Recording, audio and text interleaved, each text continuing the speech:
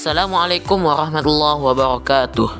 Puji dan syukur kita panjatkan kehadiran Allah Subhanahu wa taala dengan mengucap alhamdulillahirabbil alamin. Salawat dan salam kita berikan kepada Nabi Muhammad sallallahu alaihi wasallam dengan mengucapkan Allahumma shalli ala Muhammad wa ala ali Muhammad. Saya Abio Hazik Al-Hafiz dari kelas 10-2 Man 1 Pekanbaru akan menjelaskan materi tentang peta.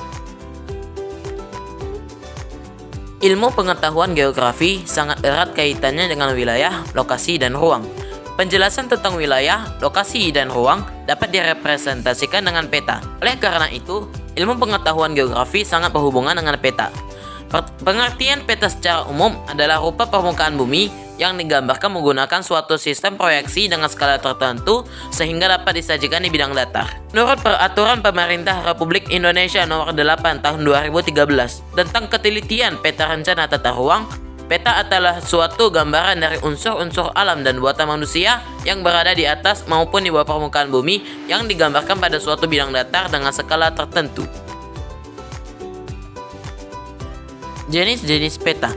Pembuatan peta dilakukan untuk menunjukkan gambaran permukaan bumi. Gambaran permukaan bumi tentunya sangat beragam, sehingga tidak dapat digambarkan dengan satu jenis peta saja. Oleh karena itu, terdapat beberapa jenis peta yang fungsinya disesuaikan dengan kepentingan pembuatannya. Secara umum, peta dapat dikelompokkan berdasarkan isi dan skalanya. Berdasarkan isi, peta dikelompokkan menjadi peta umum dan peta khusus atau peta tematik. Peta umum adalah peta yang memberikan gambaran permukaan bumi secara umum, seperti morfologi, sungai, gunung, permukiman, jalan, dan unsur-unsur geografis lainnya. Seperti peta rupa bumi Indonesia yang dikeluarkan oleh Badan Informasi Geospasial dan peta-peta yang terdapat di dalam atlas. Yang kedua adalah peta khusus atau peta tematik. Peta khusus atau peta tematik adalah peta yang memberikan gambaran yang bersifat khusus atau peta yang memiliki tema tertentu, seperti peta tata guna lahan, peta persebaran penduduk, peta persebaran batuan atau peta geologi, serta peta persebaran wilayah rawan bencana. Kemudian jenis peta berdasarkan skala. Skala itu sendiri adalah perbandingan antara jarak dua titik pada peta dan jarak sesungguhnya kedua titik tersebut di permukaan bumi pada satuan yang sama. Berdasarkan besar skalanya, peta dapat dibedakan menjadi beberapa kelompok, antara lain peta kadaster yang memiliki skala 1/100 sampai 1/5000. Biasanya digunakan pada peta sertifikat tanah. Kemudian skala besar yang memiliki skala 1/5000 sampai 1/250.000 digunakan untuk perencanaan wilayah. Kemudian juga skala sedang, yakni peta yang memiliki skala 1/250.000 sampai 1/500.000. Umumnya peta ini menggambarkan cakupan wilayah provinsi dan pulau. Dan juga skala kecil, yakni memiliki skala 1/500.000 sampai 1/1.000.000. Umumnya peta ini untuk menggambarkan negara dan kawasan. Yang terakhir adalah peta skala geografis, yakni peta yang memiliki skala lebih besar dari 1/1.000.000. Biasanya peta jenis ini akan menggambarkan benua atau dunia.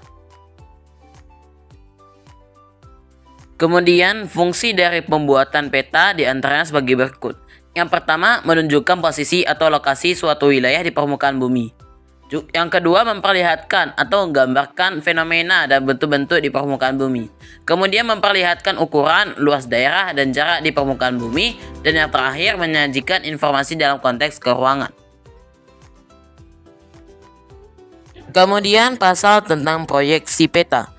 Proyeksi peta merupakan teknik untuk menggambarkan permukaan bumi melengkung di atas bidang datar.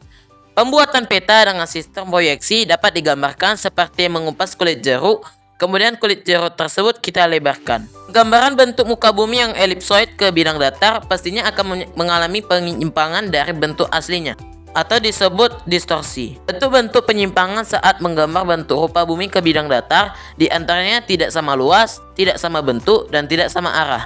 Sistem proyeksi peta berfungsi untuk mengurangi distorsi tersebut. Ada beberapa jenis proyeksi peta, yaitu berdasarkan bidang proyeksi, posisi sumber simetri bidang proyeksi, kedudukan bidang proyeksi terhadap bumi, dan ketentuan geometrik yang dipenuhi.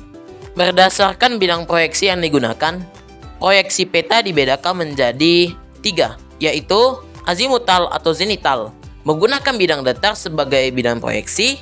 Sumber simetri dari proyeksi ini adalah garis yang melalui pusat bumi dan tegak lurus terhadap bidang proyeksi. Wilayah yang paling baik menggunakan proyeksi azimutal adalah wilayah kutub.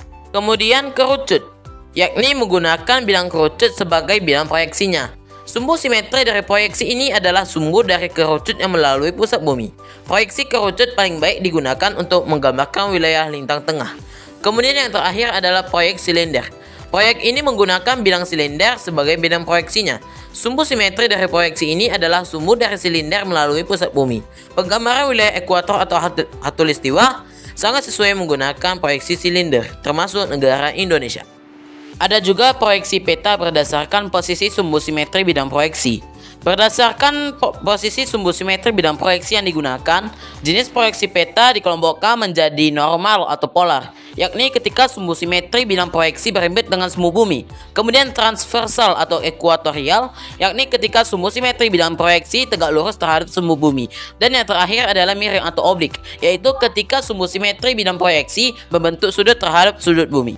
Nah, berdasarkan kedudukan bidang proyeksi terhadap bumi, proyeksi beta dibedakan menjadi dua, yaitu proyeksi tangen atau menyinggung, yakni ketika posisi bidang proyeksi bersinggungan dengan permukaan bumi, dan secant atau memotong, yaitu ketika posisi bidang proyeksi berpotongan dengan permukaan bumi. Dan yang terakhir adalah berdasarkan ketentuan geometri yang dipenuhi. Ketentuan geometri yang dimaksud di sini seperti jarak antara titik, luas permukaan, besar sudut, dan bentuk yang digambarkan di peta. Hal tersebut harus sesuai dengan kondisi di permukaan bumi dengan memperhatikan faktor skala. Jenis proyeksi berdasarkan ketentuan geometri yang dipenuhi adalah ekuidistian, yaitu ketika jarak titik yang terletak di peta sama dengan jarak sebenarnya di permukaan bumi dengan memperhatikan faktor skala. Kemudian konform, yaitu ketika besar sudut atau arah suatu garis yang digambarkan di peta sama dengan besar sudut atau arah sebenarnya di permukaan bumi dengan memperhatikan faktor skala. Dan yang terakhir adalah equivalent, yaitu ketika luas permukaan yang digambarkan di peta harus sama dengan luas sebenarnya di permukaan bumi dengan memperhatikan faktor skala.